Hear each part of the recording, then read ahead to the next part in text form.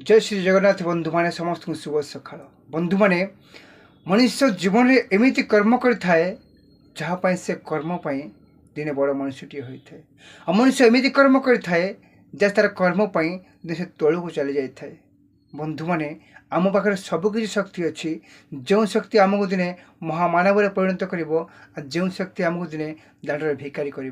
जो शक्ति आम मान महत्व इज्जत महत्व माटी मिसईदेव और जो शक्ति अच्छी से शक्ति आमको मान सम्मान इज्जत पोती पकड़ जो शक्ति अच्छी आपण को सफलता पाइपे आप सफलता पाइपर आ जो शक्ति आप भीतर भी अच्छी आप सफलता पाइबा योग्य होते भी आप विफलता रास्ते पाद रखिए। बंधु मैंने आपण जीवन आपण निष्पत्ति आपणकर सबकि किंतु आपणकर मन कि सठिक ना तो आप कौन जीति पारे ना कौन सफलता हो पारे ना कौन कम करें ना जदि मन को आप संयत रखिंट आप सबकि लक्ष्य हासिल करेंगे। से